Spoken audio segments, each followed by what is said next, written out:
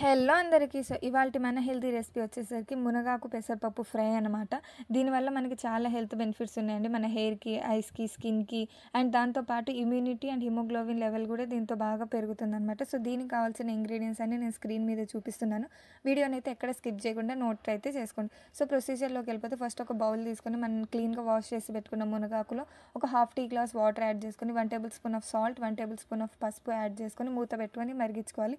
So salt and పసుపు అయితే ఎందుకు యాడ్ చేసామంటే దాంట్లో ఉన్న పచ్చి వాసన అంతా పోవడానికైతే యాడ్ చేసాము.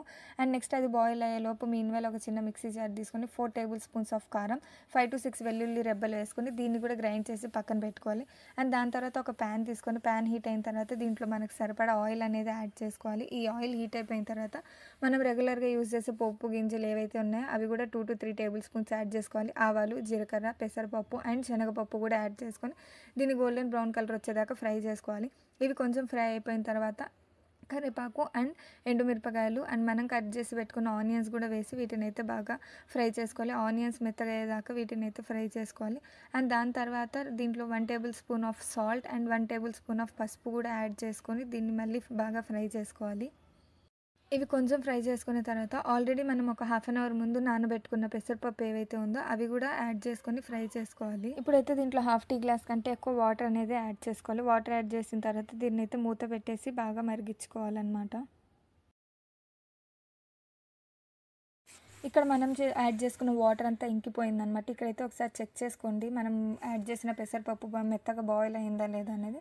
వన్స్ పెసరపప్పు కనుక బాయిల్ అయింది అంటే దాంట్లో ఆల్రెడీ మనం గ్రైండ్ చేసి పెట్టుకున్న వెల్లుల్లి కారం ఏదైతే ఉందో అది వేసి బాగా మిక్స్ చేసుకోవాలి.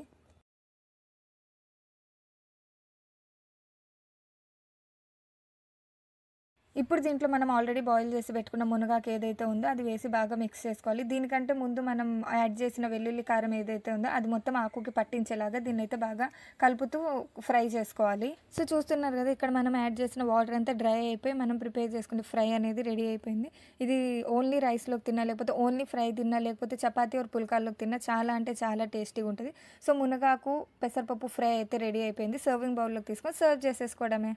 చాలా easy and simple healthy recipe అండి. మీకు కనుక నచ్చినట్లయితే లైక్ చేసి, షేర్ చేసి, కామెంట్ చేయండి. మీకు మరిన్ని వీడియోస్ ఎలాంటివి కావాలనేది నాకైతే నా కామెంట్ సెక్షన్లో మెన్షన్ చేయండి. Thank you for watching. Please subscribe to my channel.